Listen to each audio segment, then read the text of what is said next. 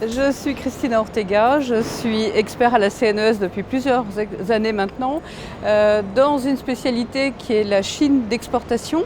On pense beaucoup aux porcelaines de la Compagnie des Indes, mais je suis aussi expert dans tous les autres objets fabriqués pour l'exportation, c'est-à-dire les ivoires, les éventails, les peintures, enfin tout un tas d'objets qui sont moins connus que les porcelaines et qui étaient fabriqués à Canton pour envoyer vers l'Europe et pour l'Occident, puisque le marché européen s'est vite agrandi avec des nouveaux acheteurs situés aux États-Unis. La Compagnie des Indes, évidemment, commence bien avant, mais les Américains commencent à devenir des très gros acheteurs dès la fin du XVIIIe siècle. Et évidemment, ça s'est développé pendant le XIXe siècle. Alors, par extension, tous ces objets d'exportation ont été très en vogue, plus ou moins à la mode à différentes époques. Et au moment des expositions universelles internationales, que ce soit Paris, que ce soit Philadelphie, que ce soit Vienne ou Londres, on a découvert aussi d'autres objets qui étaient les objets japonais.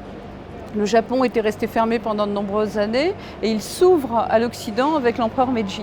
Et à cette époque-là, il y a eu comme une espèce de volonté effrénée de connaître cette civilisation et des très grands intellectuels, des hommes très cultivés se sont penchés sur cette culture. Et c'est pour ça que je voudrais vous montrer cet INRO-là en particulier aujourd'hui. Un INRO, c'est une petite boîte à médecine ou à petits instruments qu'on portait attachés à la ceinture, puisque les Japonais n'ont pas de poche, les kimonos n'ont pas de poche. Donc tous les objets sont suspendus, donc un petit cordon passe relié à une perle qu'on appelle ojime qui fermait l'objet, et au bout il y a une sculpture qu'on appelle netsuke qui servait de contrepoids pour passer par-dessous la ceinture. Ces objets étaient utilitaires, ils existent, les plus anciens, on va dire au XVIIe siècle, c'était vraiment utilitaire, mais à l'époque, dès la fin du XVIIIe, ça devient des objets de luxe, un peu comme aujourd'hui, un homme aurait des belles chaussures ou une belle montre. Donc, on a fait appel à des laqueurs extraordinaires pour faire de cet objet utilitaire un objet de grand luxe. Et celui-ci est très particulier parce qu'il illustre un thème très familier des Japonais qui est le mariage des renards. On a observé plusieurs fois des lucioles dans les bois et quand on voyait ces petites lumières, on disait « Ah, c'est le mariage des renards ». Et comme les renards sont censés jouer des tours aux humains, quand on s'approchait, on ne voyait plus les renards et on disait « Ah, c'est un tour des renards ». Et là, le laqueur a eu une technique extraordinaire puisque lorsque vous regardez bien, c'est en faisant jouer l'INRO dans la lumière qu'on arrive à voir les renards. La laque est un fond de laque Rohirô, donc de laque noire, et c'est en jouant avec la lumière qu'on voit ces personnages qui sont en très léger relief et qui sont représentés par la couleur, juste par l'or de leur sabre et par les lanternes, sur un fond de laque poudrée pour évoquer les arbres. Et lorsqu'on le retourne, de l'autre côté, on voit la même technique appliquée au renard qui porte le palanquin de la mariée.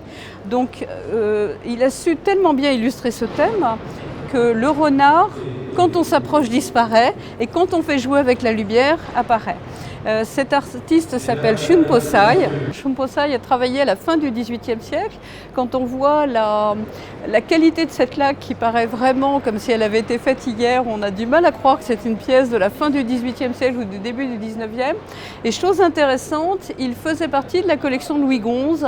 Louis XI qui était un des premiers à avoir organisé des expositions sur l'art japonais, à avoir écrit sur l'art japonais dès les années 1870. Cet INRO est signé, donc déjà en traduisant la signature, on commence à avoir des premières informations sur qui l'a fait.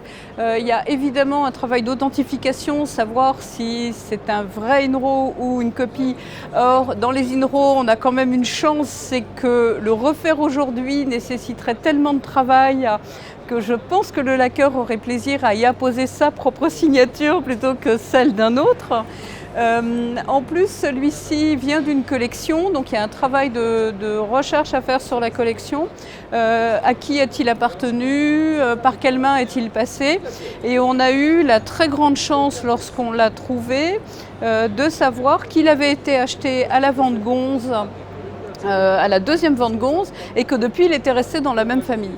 Donc quand on a la chance d'avoir un objet qui n'a pas beaucoup bougé, qui n'a pas eu beaucoup d'échanges, qui n'est pas rentré dans un circuit de commerce où il y a quelquefois on perd la trace, là évidemment ça facilite beaucoup les recherches. Apprendre à chercher dans d'autres domaines est important parce que ça ouvre l'œil déjà et puis ça permet de ne pas être toujours dans le même cadre, ça permet de s'intéresser à d'autres choses. Donc ça je pense que c'est nécessaire et la CNES par les stages qu'elle organise pour nous est vraiment dans cette optique de on est expert dans un domaine mais on doit toujours apprendre sur les domaines des confrères et ça je pense que c'est vraiment quelque chose de nécessaire. Et puis ensuite l'apprentissage se fait au quotidien tout le temps par des échanges, par des dialogues. Ce matin encore, il y a eu un vetting pour tous les objets et en discutant avec les experts, on apprend les uns des autres en permanence et ça, c'est vraiment la richesse de ce métier.